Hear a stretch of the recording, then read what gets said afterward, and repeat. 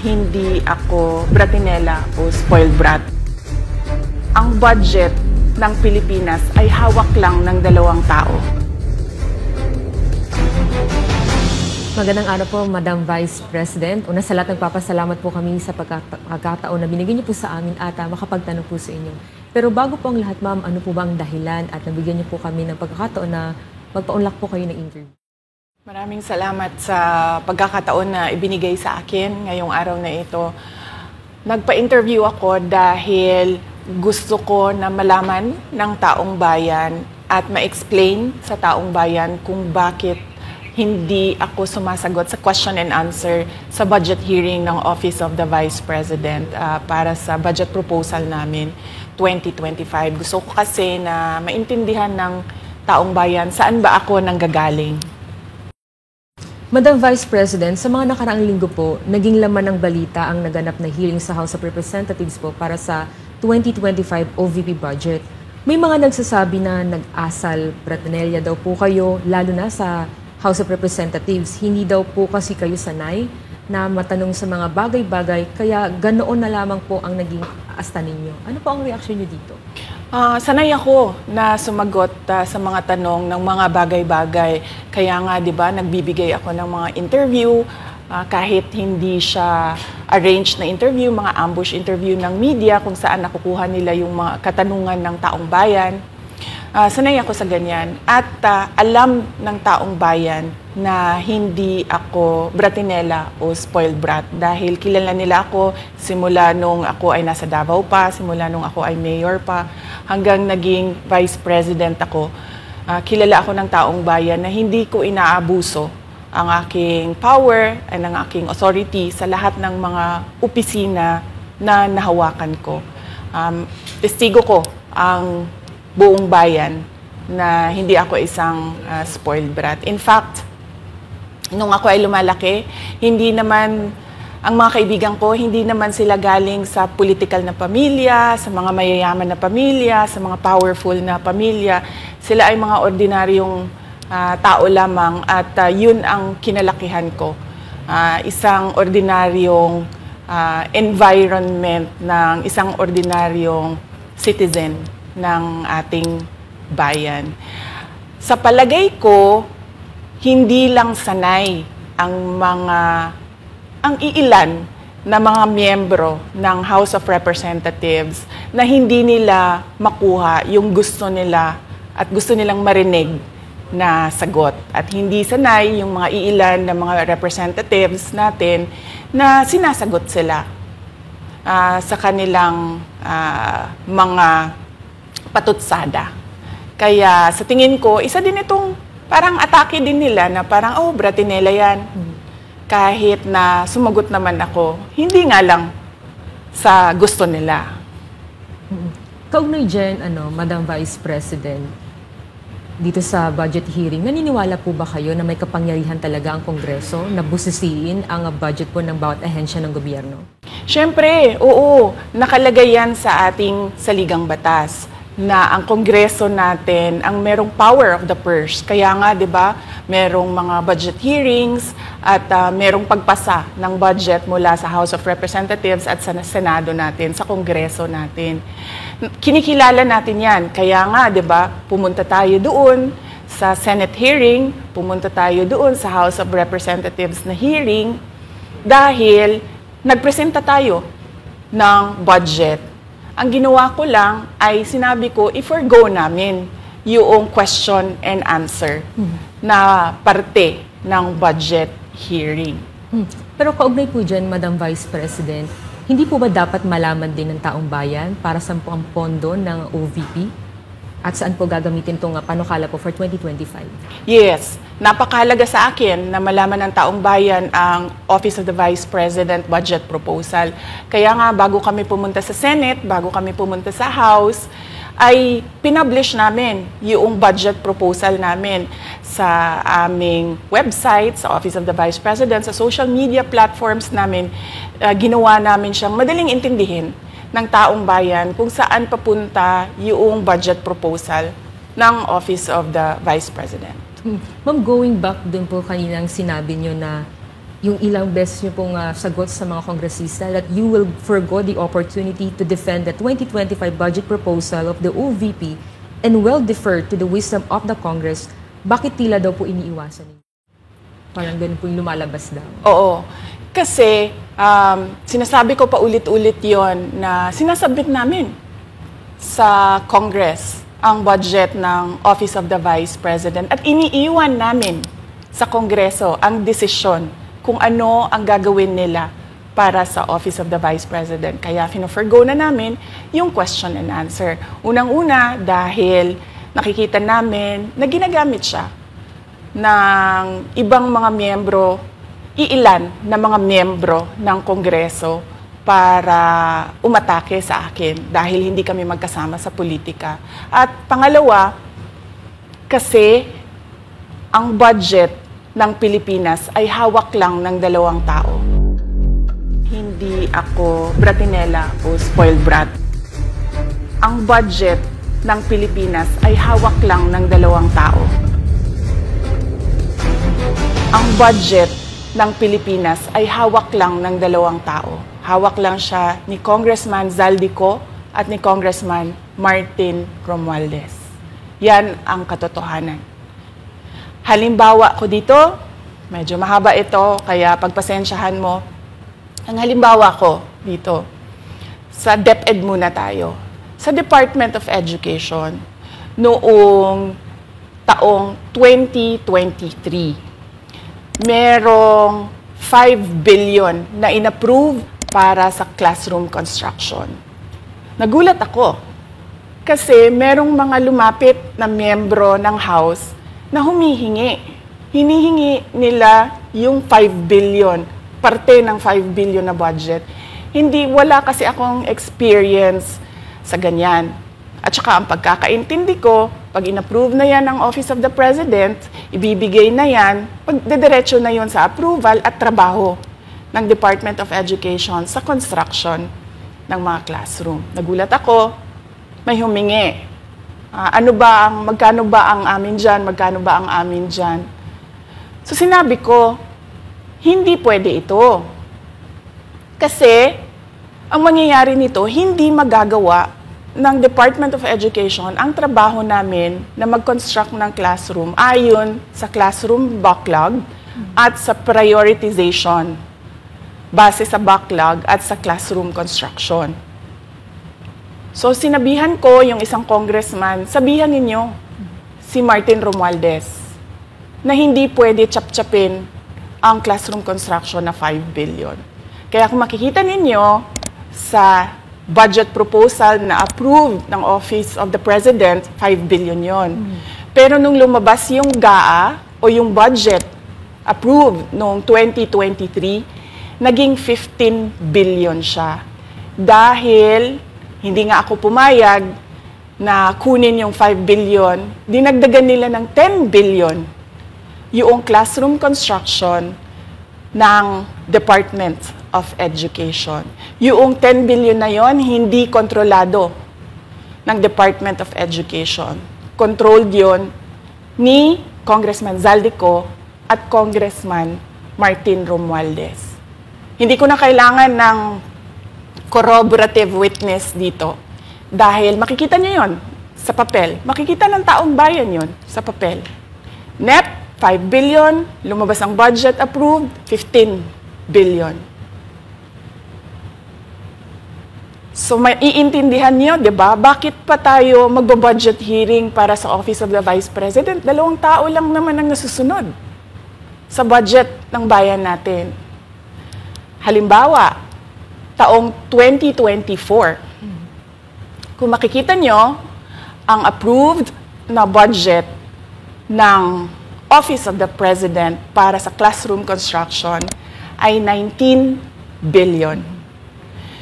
Noong lumabas na ang House version ng Appropriations Bill, ay naging 24 billion ito. So, approved 19 billion, paglabas sa House, naging 24 billion. At doon sa 24 billion na yon, kung hahanapin mo sa papel, kinuha nila ang 5 billion ng repairs ng classrooms at nilagay nila doon sa 19 billion para maging 24 billion siya. So ang naiwan sa repairs, sa kawawang mga classroom, ay 1 billion. Kaya, makikita nyo, sa papel, nandyan yan. Naging 24 billion. At hindi lang yan, dahil noong 2023 ay hindi ako pumayag na hindi masunod yung DepEd na rules sa paano mag-classroom construction based on need, ang ginawa ngayong 2024, inattach nila ang listahan na kung saan gagawin ang mga classroom construction worth 17 billion. Makikita nyo yon sa papel. Pagdating namin sa Senate, nakita yon ng mga senador. Tinanong nila ang Department of Education, totoo ba o hindi totoo na galing sa inyo ang listahan ng 17 billion ng mga classroom construction? So sabi namin sa mga senador, hindi totoo. Hindi namin magagawa yung trabaho namin. Hindi natin masasolve ang classroom backlog kung ganito ang nangyayari. Pwede ba ninyo kaming tulungan? Yung mga senador naman, very helpful sila. Oo, tulungan namin kayo.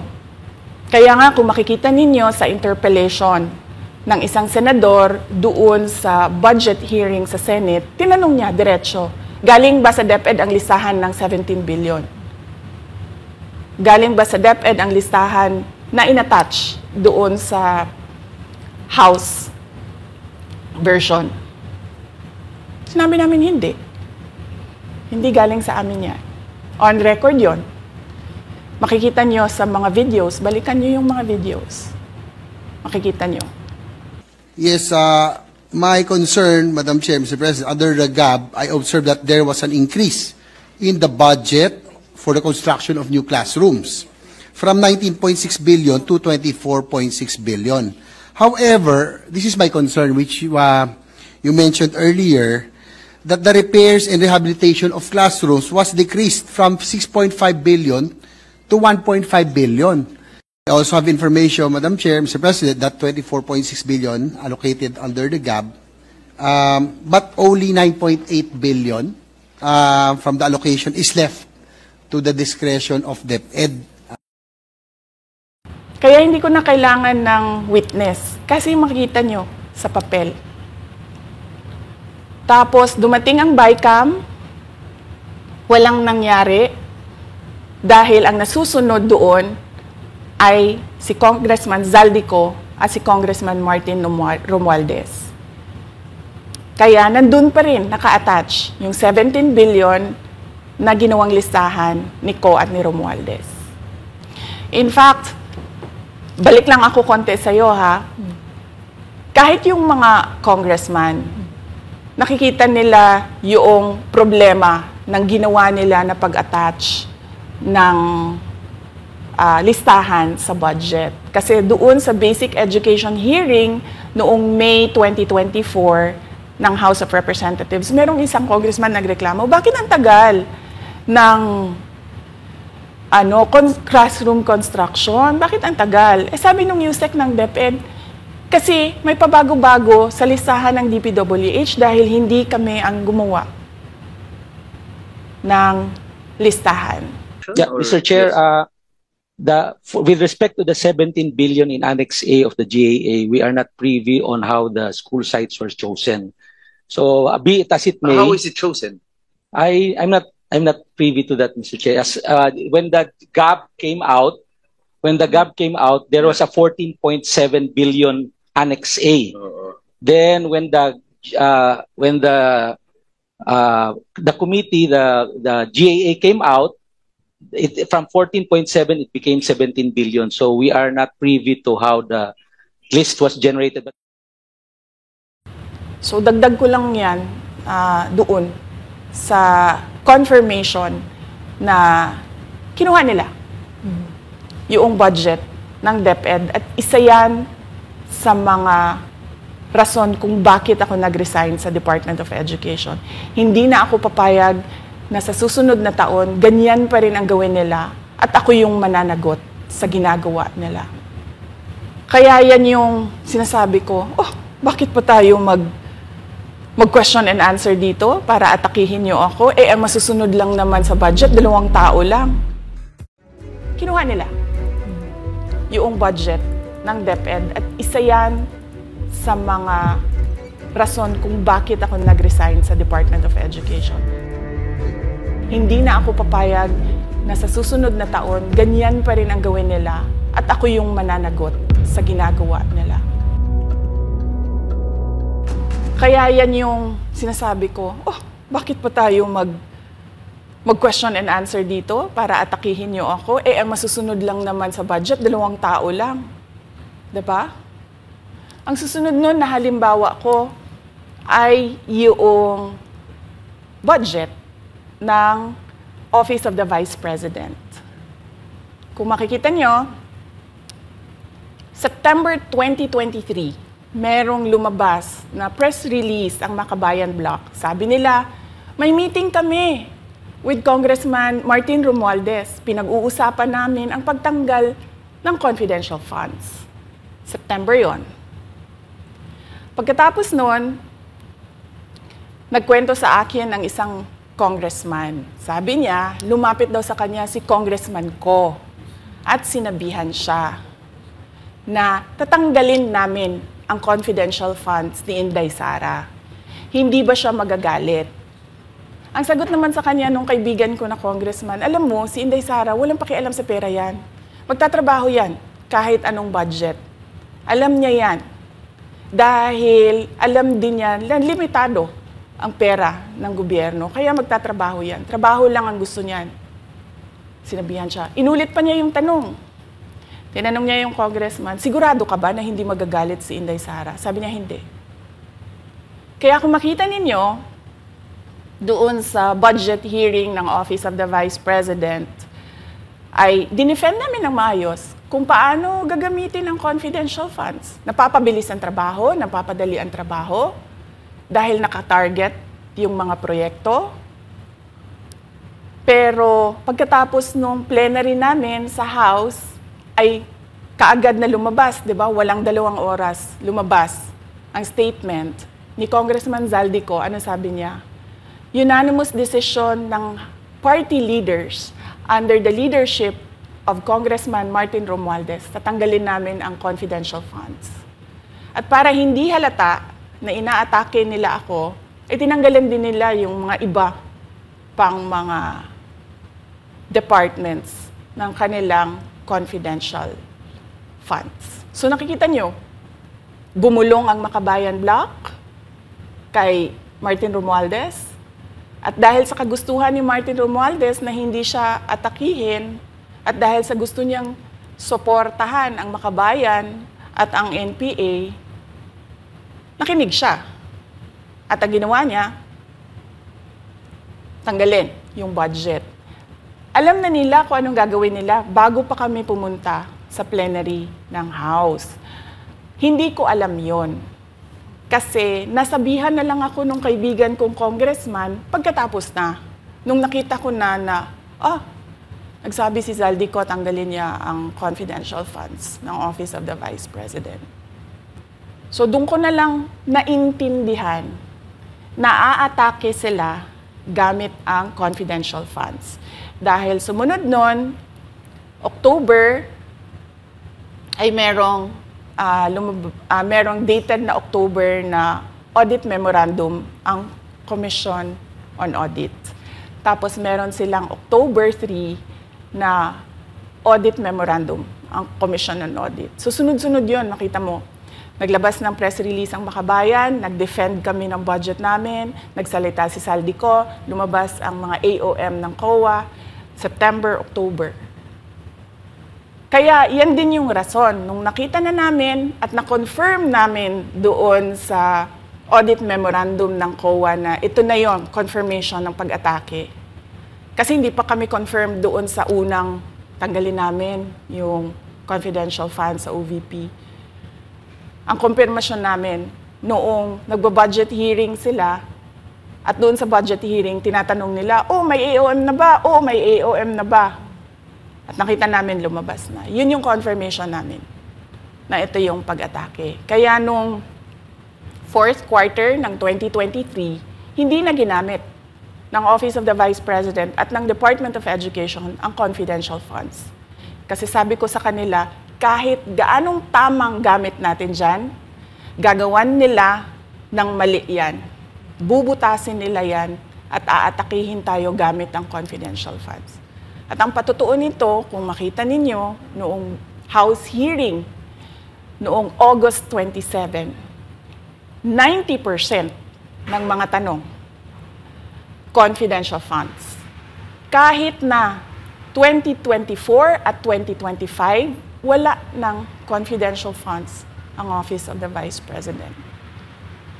So yan yung explanation ko, mahabang explanation ko. Bakit pa tayo mag-question and answer? Para atakihin ninyo ako? Tapos, alam naman nating lahat. Congressman Zaldico, Congressman Martin Romualdez lang ang nagdidesisyon sa budget ng bayan. Madam Vice President, it seems that there's this great plan against you talaga to destroy you. And speaking of plan, kasi during the budget hearing po, may nagsabi kasi doon ng let's stick to our plan. And you also called that person po. Ano po, can you po share about this po? Ano ba tong plan talaga nila during this budget hearing? Oo. Doon sa budget hearing na nangyari noong August 27, nakita nyo na. Meron na silang nakahandang PowerPoint presentation, meron na silang nakahandang audiovisual presentation, meron na silang nakahanda na script na binabasa. At yung isa pa nga na congresswoman na sabi niya, wala akong panahon. Basta mahaba ito. Hindi ko mabasa letter per letter. Pero kung makita mo, may nakahanda siya na mga sagot sa mga sinabi namin sa Commission on Audit. Legal points na sinabi namin sa Commission on Audit. Bakit napakadelikado ng ginagawa na kinukuha ang mga dokumento ng hindi tapos at hindi final na audit. So kung makita mo, ganun yun, nakahanda sila. Makikita natin na let's stick to our plan, atakihin natin ito siya. Walang kinalaman sa kanyang Office of the Vice President 2025 budget proposal, kundi lahat ay may kinalaman sa confidential funds na matagal nang may kaso, 3 pa nga ang kaso sa Supreme Court, matagal nang pinapa-audit nila at nagko-cooperate kami doon sa audit. Kaya makikita ninyo kung ulit-ulitin natin yung nangyari noong House budget hearing noong August 27. Meron silang plano na gamitin yon para siraan ako. At hindi lang sila tumitigil dyan. Kung makita ninyo, ngayon naman nasa DepEd budget sila ng pagsira ng pangalan ko. Kahit wala akong kinalaman doon sa mga observations ng Commission on Audit, sinasabi nila na kasalanan ni Inday Sara yan. At going back po dito sa budget hearing, Madam Vice President, kasi mukhang hindi talaga nagustuhan ng mga kongresista ang inyo pong naging sagot at naglabas nga po sila ng kanilang statement about pa din dito sa confidential fund. And itong si Franz Castro, nagsabi siya dito nga daw ay posibleng ito ay isang impeachable offense. Ano pang reaction niyo dito? Hindi na bago ang usapin ng pag-impeach sa akin. Kung babalik tayo nung nakaraang taon, ay nagsalita na si Franz Castro noong November 2023. Nagsabi na siya, ay pinag-uusapan namin ang impeachment ni Inday Sara. At nagbigay siya ng mga basehan doon sa ifa-file daw nila na impeachment. Kaya tuloy-tuloy lang yan na pinag-uusapan openly diyan sa House of Representatives ang impeachment. At lagi nandyan sa gitna si Franz Castro sa usaping impeachment sa akin. Unang-una, walang misuse ng confidential funds, walang misuse ng funds ng Department of Education. Kaya ngayon, ay pinipilit nilang gawan ng basihan yung mga sinasabi nila na impeachment sa akin. Kaya hindi bago yan na pinag-uusapan ang impeachment. Kasama yan sa plano nila laban sa akin. Ma'am, regarding naman po dito, kasi sa plano daw po nila, ay bigyan kayo ng 0 or 1 peso budget ang OVP po. Kung sakaling mangyari po ito, ano ang magiging hakbang po? Narinig din namin na merong defunding, i-defund daw ang Office of the Vice President budget. Narinig din namin na posibleng piso lang ang ibigay na budget sa Office of the Vice President. Handa ako sa Office of the Vice President na magtrabaho kahit walang budget. Maliit lang yung opisina namin, maliit lang yung operations namin, kaya kayang-kaya namin na magtrabaho kahit walang budget. Alam naman namin na kapartiyan ng pag-atake. Kaya kami, tutuloy-tuloy lang din kami sa kailangan namin gawin para sa bayan. Madam Vice President, panghuli na lang po, no? Sa kabila po ng nararanasan ninyo na pag-atake, kaliwat kanan, at ang kalagayan po ng ating bansa, ano po ang inyong mensahe sa ating mga kababayan? Unang-una mensahe ko sa ating mga kababayan, huwag silang magpadala sa ingay ng politika. Kung makikita natin sa kasaysayan, lagi talagang inaatake ang Vice President dahil siya yung tinitingnan ng mga tao na baka magiging sunod na presidente. So lahat ng mga gustong tumakbong presidente ay uunahin nila atakihin talaga ang Vice President. Kaya huwag sila magpadala sa ingay ng paninira at politika. Pangalawa, isa-isahin nila ang bawat papel sa budget ng 2023 at 2024 at 2025. At pangatlo, kailangan magkaisa tayo na tumulong sa mga nangangailangan. Dumadami ang naghihirap na mga pamilya. Dumadami ang nakakaranas ng gutom. Kaya kailangan tayo, kaya kami tutuloy din ang trabaho namin kahit walang budget. Dahil alam namin na yan yung pinaka-importante sa ngayon. Na matulungan yung mga kababayan natin na naghihirap at walang makain. Yan yung totoong problema ng bayan natin. Once again, ma'am, maraming salamat po sa pagkakataong pinagkaloob niyo po sa amin at nabigyang linaw po ang mga issue nga ngayon ay headlines po sa iba't ibang media. Maraming salamat po ni Madam Vice President. Thank you very much. Shukran.